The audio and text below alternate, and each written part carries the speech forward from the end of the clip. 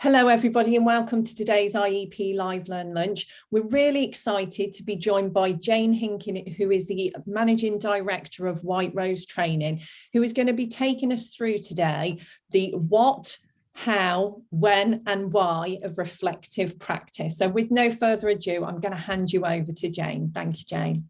Right, thanks very much, Helen. I've got to cope with this new technology. It's not my usual platform, but Helen's given me a nice briefing on it, so I should be all right. So just bear with me while I get that going.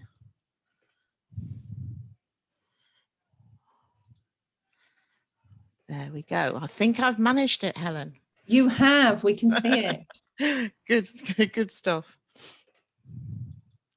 Right, so this is what I want to cover today. I mean, it's such a big topic, reflective practice.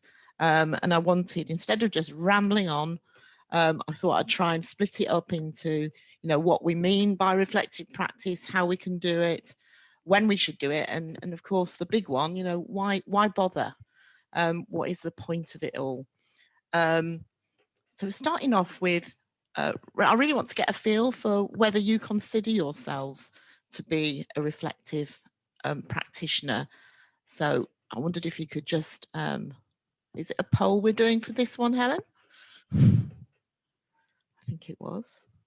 If you can...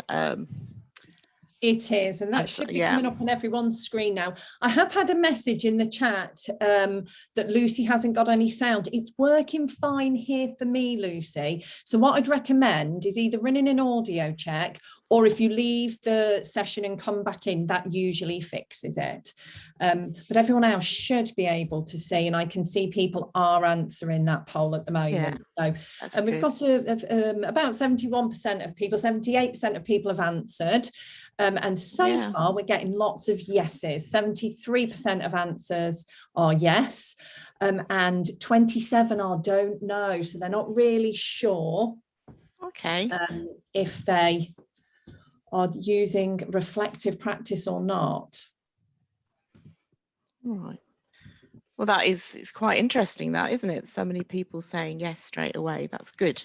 Hopefully we can come up with some different ways of being a reflective practitioner as we go through the session today, and we can have new ideas that we can try. And those of you that don't know, by the time I've explained what it is, hopefully you will know. Right. Okay, so just share those results. Okay, so I'll move on from there and see how we actually came about being reflective practitioners. So let me.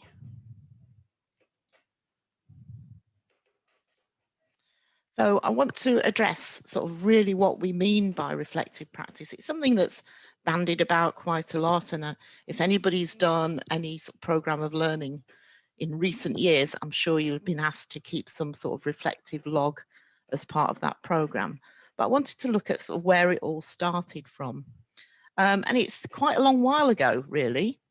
Mainly it was Dewey, who was a philosopher, and he was writing about reflective practice, and he was talking about the interaction between the experience that you have and reflecting on it. So that was like 1933. And around the same time, we had the psychologists like Piaget and Jung. They were developing theories of human learning and development. So those two things sort of went together, and that was middle part of the last century. And it was Dewey's work that inspired people like Donald Shern and David Bow to really consider how reflective practice could be integrated into everybody's work. And there was this increasing interest in a cyclical pattern of experience and applying that learning experience to what you do next. So this was an interesting quote from Dewey from quite a long while ago, so this is definitely not a new thing. He said, we don't learn from experience, we learn from reflecting on experience. So it's not just doing something that gives you the insight into how you can move forward. You've actually got to do something with that experience. You need to think about it. So I mentioned Shern, and he's one of the sort of key players here. And in 1983, he wrote a very important book, The Reflective Practitioner, How Professionals Think in Action. And he defined reflective practice as the capacity to reflect on action so as to engage in a process of continuous learning. So it's the whole concept of reflective practice is about lifelong learning, and it's about us as practitioners analysing experiences and learning from those experiences. Shern talked a lot about two types of reflection. He talked about reflection on action and reflection in action. So reflection in action is where you're changing what you're doing sort of on the spot. So you notice that something needs to be changed. Perhaps you're doing a group session and you've prepared it for a certain client group, and you get a totally different client group turns up, and you think, oh, I won't do my usual stuff. I'm going to change it and do something different. And that's reflection in action, which is pretty hard to do. And it's something that you have to be pretty confident in what you're doing in order to sort of pull it off. So that's actually changing things on the hoof as you're actually doing something. But then he's talking about reflection on action, which is more what I'm going to be focusing on today.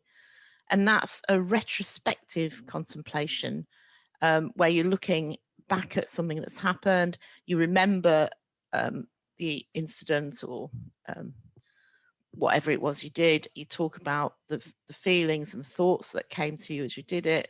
And then you think about how you could do it differently. And if you'd had more knowledge, how that might have changed the situation. So that's the more sort of thoughtful thinking back aspect of reflective practice.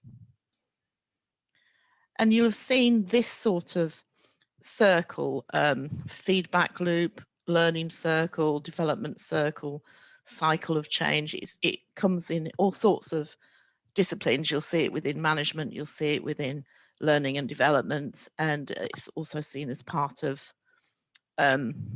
CPD. So you undertake whatever it is that you're doing. You log and sort of write down what you've done, and then you reflect on it, and then you plan again and develop your plan with bearing in mind the differences that you want to make, and then you do it again. And so as you go round and round your circle, you'll change what you're actually delivering. So that's also seen as part of reflective practice. So I want to find out what methods you use at the moment to reflect on practice and things that you think works well for you. So it'd be really good if you could pop some of these ideas in the chat box so that we can see what everybody's doing. And after we've done that, I'll talk through some of the reflective practice methods that I use. Okay, so Lucy, who must be able to hear us again, has said group discussions. That's a great one, and we've got a smiley face, so she definitely can. Thank you. Good to know, Lucy. Yeah, group discussions is an important one. Russell says feedback from participants. Mm-hmm. Amy also agrees feedback is key for reflective practice. Nino says peer review as well. So lots of different examples coming in for us. I find myself, while we're waiting to see if anyone else has any as well, I find myself having sort of a set structure of questions that I can go through to help me reflect is often quite useful. So I have that structure in place. Saeed, I hope I've pronounced your name right, consultative questioning. And Amy has put writing down what you think went well and what you want to improve. And Christina says definitely feedback from team members and participants. So I'm sure we'll get some more in, but those are some to get you started. Oh, Nigel has said writing feedback to the participants as well as receiving feedback from attendees to my courses. Oh, and a perfectly pronounced, good to know. Thank you, Said. It's always a worry when I'm pronouncing other people's names.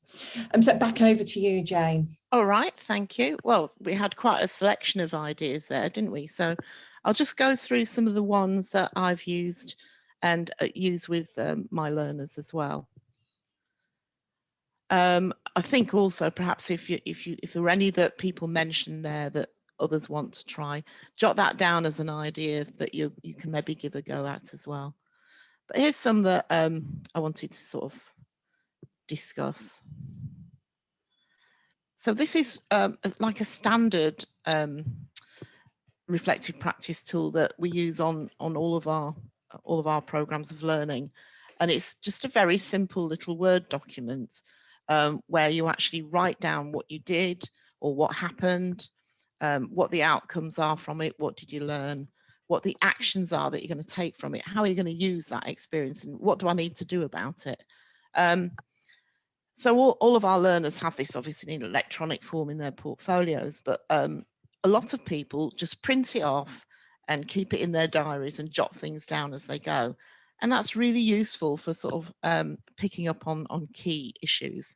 So that's one thing to do. It could look like that, a simple chart. Other people don't like being restricted by a chart or a document to fill in, and they actually prefer to just write things generally in a diary. So a reflective or learning journal, or just a plain old diary where they're talking about things that have happened during the day and what they've learned from it and what they're going to remember to do. So if you don't like the restriction of a form, you might want to just keep a little book of some sort. Other folks have their sort of like set time when they do that, when they do their reflection. For me, it's usually the bath. Bath's where I do my best thinking. So at the end of the day, just sort of sit and have a little think about what went well, what you want to change.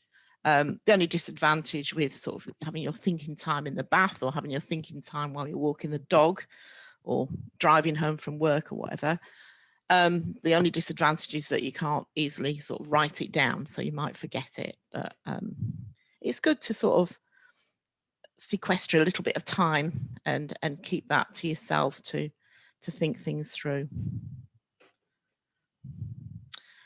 Right, so how do you actually do reflective practice? That's an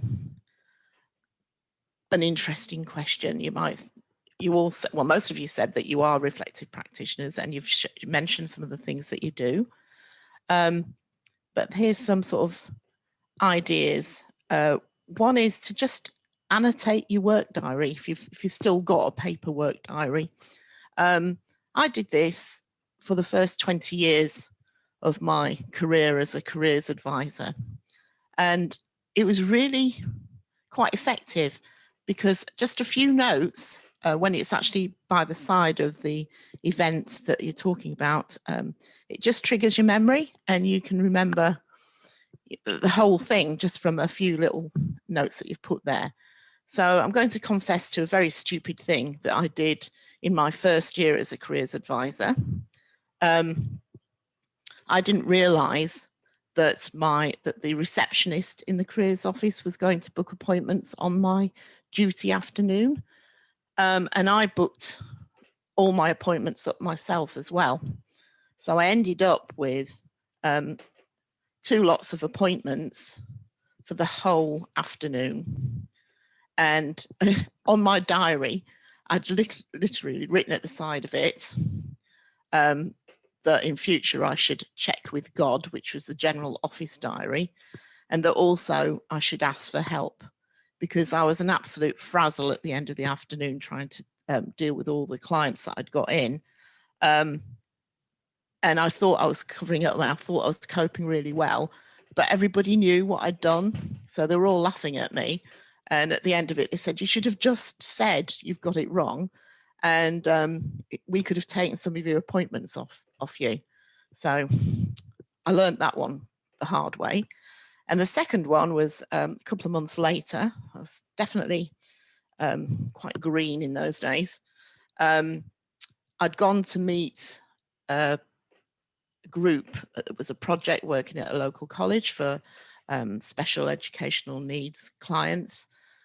And as I arrived at this, the office for the project, I was greeted by a very strikingly good-looking young man in a suit.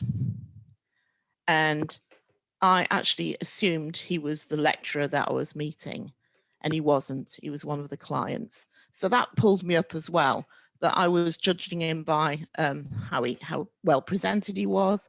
And I hadn't actually, never occurred to me that he was a client, and he was actually a client with quite pronounced learning difficulties.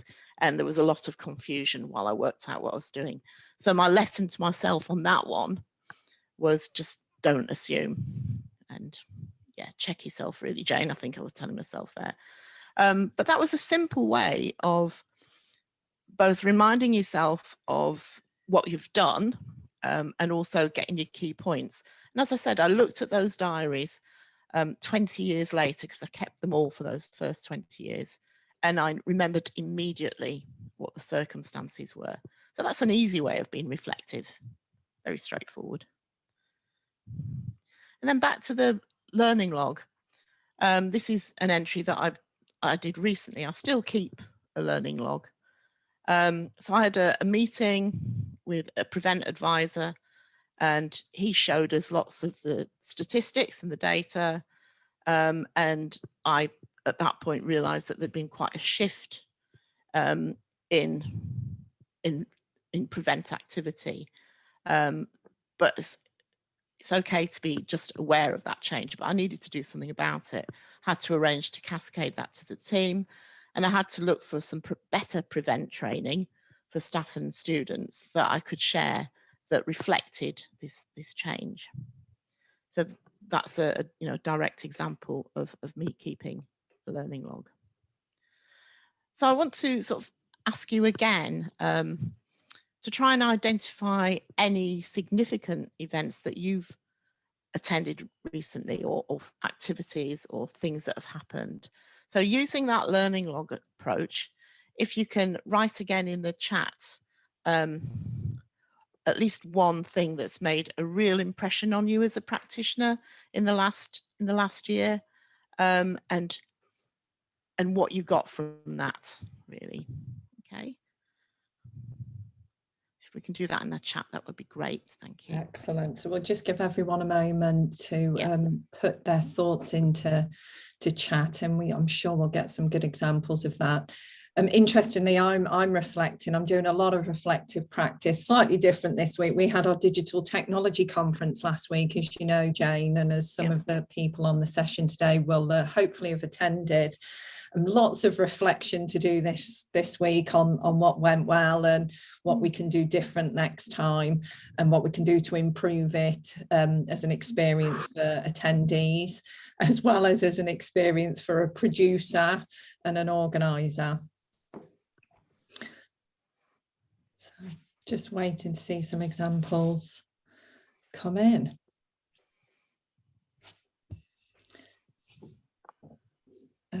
Always interesting to see what stands out for people from a practice point of view. Okay, so Nigel has said the number of practitioners who read out verbatim from their PowerPoints. It's an interesting one. They're all there's several coming in at once then. Let me just scroll back up. No, that's good. And I think Amy said activity running academies for potential applicants. Russell has said, I used a PowerPoint a lot in my previous role and made some for this current one, but I found that a lot of participants use their phones, so I need to change my way of presenting.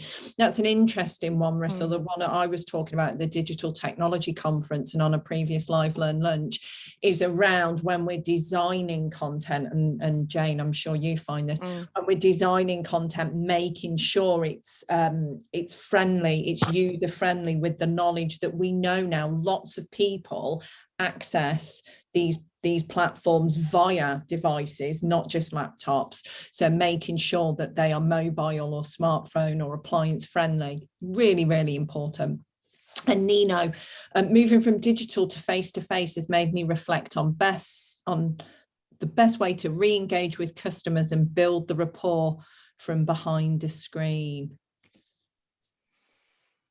I mean, talking about PowerPoint, I don't know whether any of you have seen I think they call it the PowerPoint coach.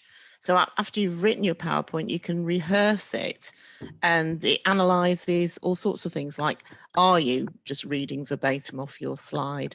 Are you using inclusive language? Is your the speed that you're speaking, is that appropriate? I only spotted it last week. I don't know how long it's been there, probably years, knowing me. But it was really interesting to do that. Oh, fantastic. One of the things I do, and from my qualification that I completed a while ago now in delivering online training, was try not to have too many words on the slides, therefore, and then you can't just read the slides. But of course, there's times where you need that information on there for the people that are there. So it's having that balance, isn't it? Yeah. Saeed has said, establishing service users specific requirements by varying questioning techniques in order to tailor job searches more precisely and help them into sustainable work.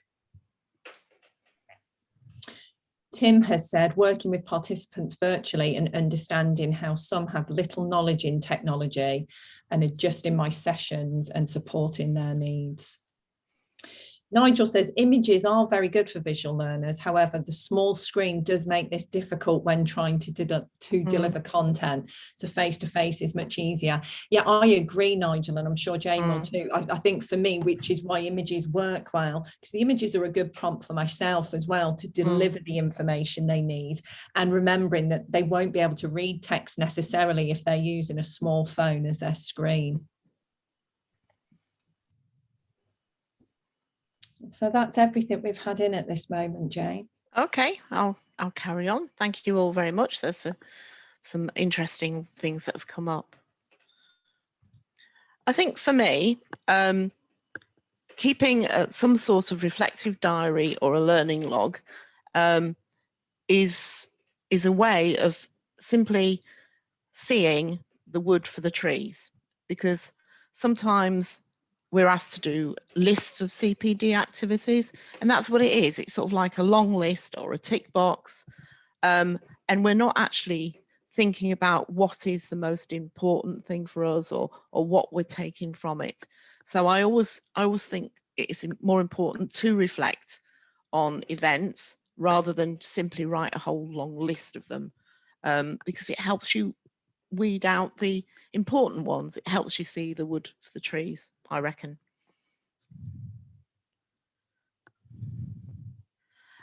Here's another way of doing it. This methodology by somebody called Christopher Johns is used a lot within nursing, but it works perfectly well in the context of employability IAG. But it's quite an in-depth, well, it's a very in-depth approach. So you would have one event or maybe some training that you attended, or an incident with a client that you want to reflect on. And he talks, John tells you to look inwardsly upon yourself and think about the experience, write notes, think about issues arising from the event, etc. But then he asks you to look out, and this has key sets of questions, 5 key sets, and this really gives you a structure for reflection if you like a structure. This is quite a good one. So these are the first 3 sets of questions, and I found this quite useful because it makes you actually analyze what you've done. So he has aesthetic questions, personal questions, ethical questions, really quite thought-provoking, some of these ones, to help you really draw more out from the experience. So these are the other two. So contextual questions and reflective questions. So that's, I've got the reference down there for you if you want to check on that. But if you Google John's model, you'll find that. So I suggest that my learners have a go at using this model for just maybe one thing that's been very important to them during the year, just to see how much more you can draw out if you actually use these questions. So that's a good one. Now I want to give you some sort of more tools to help with the how of reflective practice. I'm going to talk through three things. The first one, which is Inglis's model, ERSI, really fits in with what you were talking about as the way that you all do reflective practice now, where you're getting feedback and getting information on what other people thought about you, sort of evaluations and things. I'll just look at that one first. So this is, well, we're at least we're sort of closer to modern day. We're into 1994 now.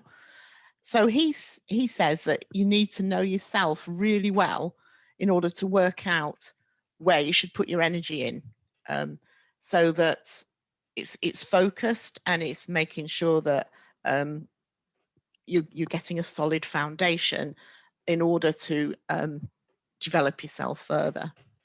So he talks about the places where you can get this extraordinarily realistic self-image, ERSI, where you can get that from. And it's some of the stuff that you were mentioning right at the beginning in the chat box.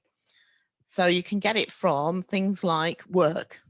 People are going to tell you how you're doing from work. Somebody's going to be feeding back on that. It can be self-reflection. It can be feedback from other people, clients maybe. You can do psychometric tests and self-diagnostics as well to get a closer look at you from another angle. And you can also look at organizational metrics. That just means things that your organization measures. So it might be a target of so many clients that you're working with, service users, or it might be outcomes on those service users. And professional metrics. So that could be, you know, whatever your professional body asks you to check, you know, which could be how many hours of CPD you do a year, for example. So that's Inglis's idea. So he's saying, find out as much about yourself as you can from all these places, and then you can focus where you need to focus your energy to get the best out of it. The next one is Richard Fields and World Class Me. This is based on Ishikawa's fishbone quality process, which if any of you have done a management course, you probably will have seen it. And it's about helping you or helping your client build a powerful vision for their future that they're really committed to. So this is a very complicated, long drawn out approach, but worth doing for yourself or doing for a client that that's really stuck. So what you do initially is you pick 6 areas of your life, so shown here by just 6 blank spaces, and you pick 6 things that you think are absolutely key to you, what's going to make a difference to you and what you want to focus on. So I've seen sort of people put down things like wanting to complete a qualification, or wanting to sell the house, or wanting to lose 2 stone by Christmas, you know, all sorts of things like that. And with each of those 6 things, 6 areas, you then go through a process where you ask questions. You ask the question, what would have to happen for me to be world class at that? And when you've worked out what you need to do, or what needs to be done, then you say, what else do I need to do? And then you go on until you are emptied of ideas. So you've completely thought of everything that you need to do in order to focus on that area of development.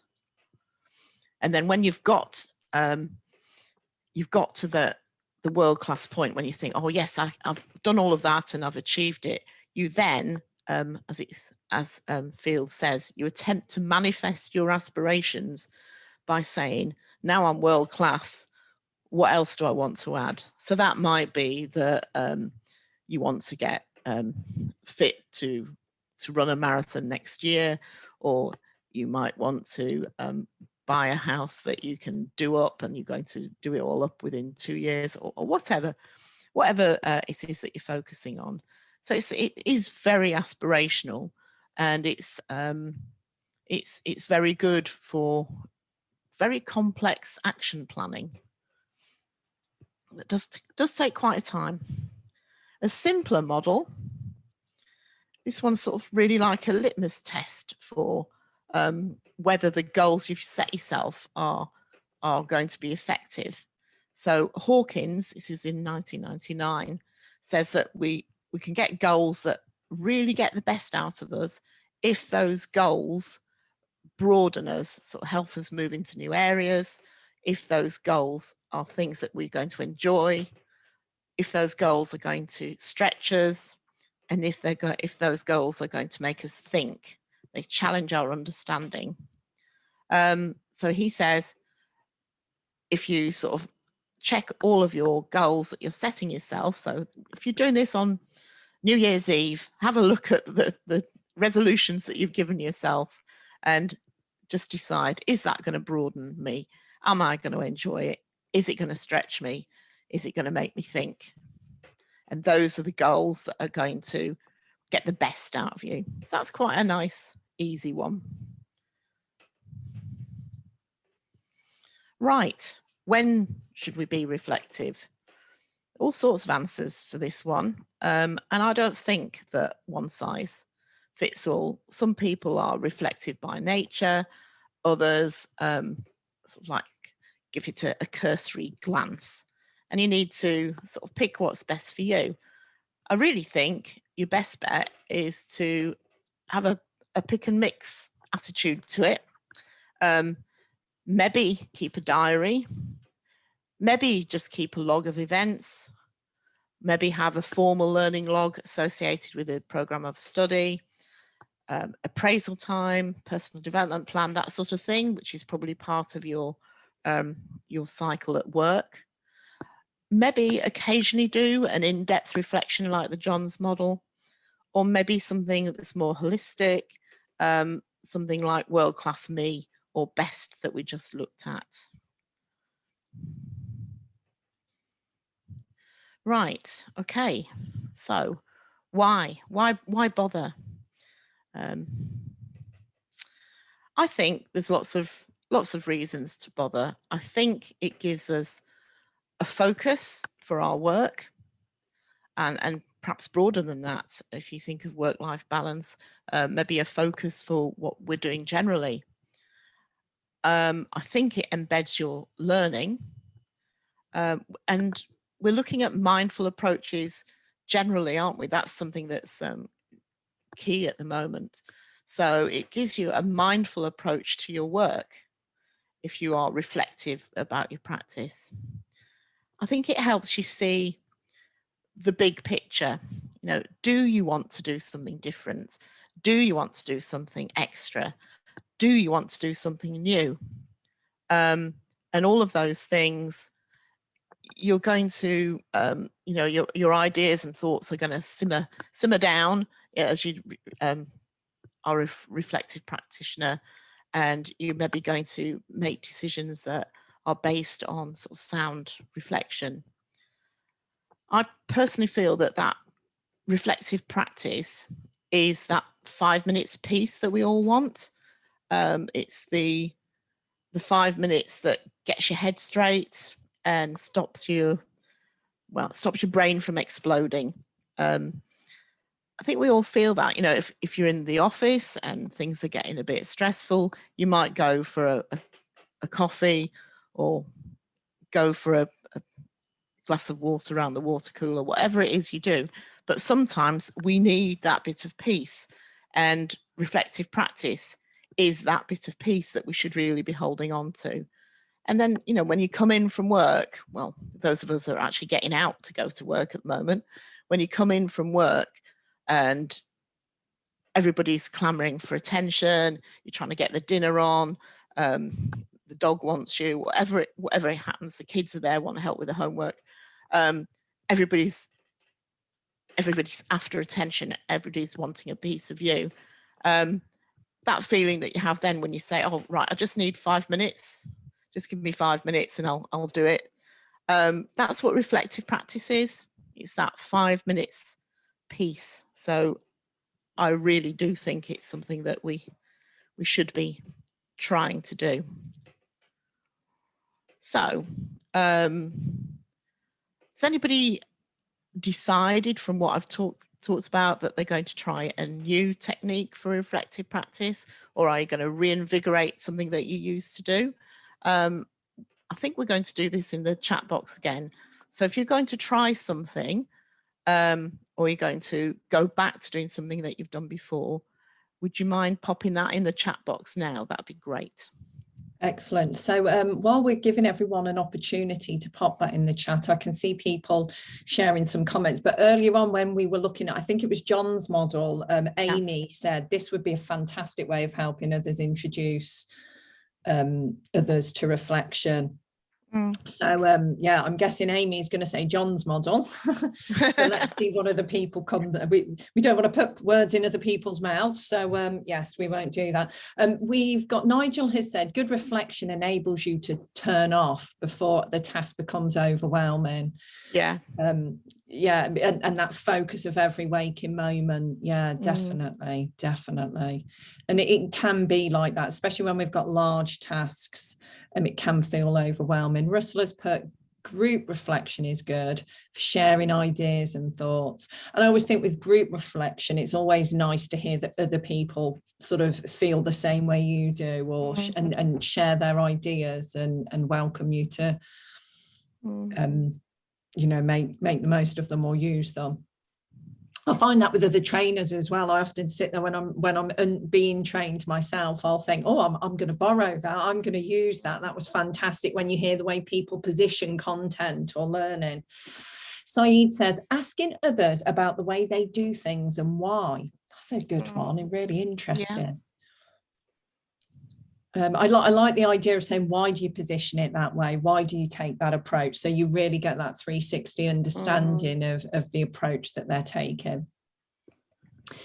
Amy has said, I like the world-class me approach for myself. It allows a mind map approach to add to. The Johns model definitely allows for structured questions to help others think about reflection. I think that's important, don't you, Jane? Because sometimes when we encourage our customers to reflect, it's very all good and well saying reflect, but having that structure to help someone get used to the process of reflection can be key. Yeah, they're real good prompts, those questions. I think it would take somebody a long while to think of those on their own. So it's really nice that we've got a model we can just, you know, pick it up. It's good to go. Yeah. Nigel says, I find that the act of recording an event helps to bring clarity and settles the event. I think with recording, it's an interesting one, isn't it, Jane? Because depending on the event, obviously, sometimes it can have an impact on how people respond in the event if they're aware that they're being recorded. But often people forget. So it can start off where people are very mindful of the fact there's a recording taking place, but with the right questions asked at the right moments can help people to come along. And of course, ensuring people that though a session's being recorded, it's confidential also helps as well. Charity said, asking for some feedback from colleagues can also help on areas that one might need to develop an action plan. And Nino says, world-class me is something that can be utilised when dealing with a lot of interrelated events, and I will try. Nigel says, okay, writing it down is what I meant. Yeah, good point. It's because I'm in the digital world. I'm obsessed with recording things now, Jane. To me, everything's digital. So thank you for that, Nigel. That makes sense. Yeah, writing things down is definitely. Lucy says, writing notes throughout the day to refer back to follow up like small tasks and discuss with others as well. And that's a really good point, isn't it, Jane? Because often we think we'll remember everything that's happened in a day, but by the end of the day, so much has happened that a lot is lost, isn't it? Yeah. So those are all the comments that we've had in so far. Brilliant. Well, it sounds like people are going to have a go at doing something different, which is great. I feel like my job's done in that case. We're going to try new things, but I don't think that there should be a one imposed method of reflective practice, because we're all different and different things will work for different people. But I'd really like it if you all had a go at something that you've not done before, because you might find the perfect way of reflection for yourself. Okay. Yeah. So right, so these are the books that I used for this presentation, in case any of you are interested. So the main one, I think, one that I've always used when I teach this part is the Megginson one, Continuing Professional Development. That's really good. It's a Chartered Institute of Personnel and Development book. And reflective practice is a big part of all of the programs of learning that we offer. And I've put down some of the courses that we do deliver. So we're delivering the Employability Practitioner Apprenticeship and the Career Development Professional Apprenticeship. The former is at level 4 and the latter is at level 6. And then the diplomas that go with that. And of course, the Assessor Coach standard. So if anybody's interested in anything, do get in touch. I hope I haven't put you off. It is me that delivers most of the training. So that I might have not done myself any good at all there, but hopefully. Not at all, Jane. It's been a great session. Thank you. But thank you all for your attention, and thank you for the ideas that you came up with as well. That was really good. So if anybody's got any questions or comments, go for it. So we've had several people have said a really useful session, thank you. And it's great to see those recommended books. Now, for those of you who, while I've got those thank yous coming in, for those of you who want to remember those books but haven't had time to write them all down, just to remind everyone that we will be sharing the recording via the YouTube channel, the IEP YouTube channel. So if you haven't already, pop over to YouTube and search for the Institute of Employability Professionals, and you will find our channel. And if you hit subscribe, we put all of these sessions onto our YouTube channel, so you can do some reflection yourself and you can go back and do some CPD at the same time. And these sessions do, as you from today's session, you will see, because we've got lots of new people with us today. We always have learning outcomes, and we do learning and we reflect during the session. So you can count them towards your IEP CPD record and certificate. So pop over and do subscribe so you see everything that's coming up. And we've got lots. I'm not going to read every single one out because there's so many thank yous. But we've got some comments on there. Louisa said, I am in Gateway for assessor/coach apprenticeship. So that's an interesting comment there. Christina has said, thank you, so interesting. Sorry I was quiet, but I was listening and taking it all in. That's a great comment, Christina. And I did say this to you, Jane, when we were setting this up. Often my groups do say that when we have our live learn lunches, when they're taking it all in, they're quiet. And at the end, we get lots of comments that we go through and thoughts and they share in them. But there have been lots of thoughts sharing throughout the session. Amy has said, this has got me thinking about my reflective practice, and I will definitely be utilising some of these models. Thank you. Neil says, thank you, really helpful, especially to see the different models. So yeah, and a few more people. Stephen said, thank you, I enjoyed the session, as has Louise, and I missed a load out because they've scrolled up the screen, so thank you for that. So thank you everybody for that. Before I lose you all back to the daily schedule of regular roles, I'd just like to say a massive thank you to Jane for taking time out of her day to deliver this. And I didn't say this earlier, Jane, you're not only the Managing Director of White Rose Training, you're one of our IEP fellows as well. So I should have mentioned that. For those of you who can, do join us again next week, where we will be joined by Evolve Training, who are joining us to deliver a session around the brain. It's going to be a really interesting session and around how the brain works. So hopefully you will all be receiving the weekly IEP Learning Network bulletin, and that is the way that you can register for these sessions. So next week it will be brain fitness, relationships and learned helpfulness. So I'm really interested to see what we'll be covering in that. We'll be looking at how neurocognitive training using validated and evidence-based software can improve brain fitness and associated neurological outcomes, delivering improved confidence, mental health and self-regulation. So it sounds like a good one to come along to. So please join us for that if you can. Along the lines of reflective practice, though, it's really important that these IEP LiveLearnLunch sessions give you all as attendees and learners what you need. So I would say, please, please, please get in touch. Let me know what you would like to see as an IEP LiveLearnLunch, and then I will go out there and I will find it. So I know in the past we've had people asking for sessions on reflective practice. So Jane has very kindly come and done that for us today. So what else would you like to see? And I will make it available for you.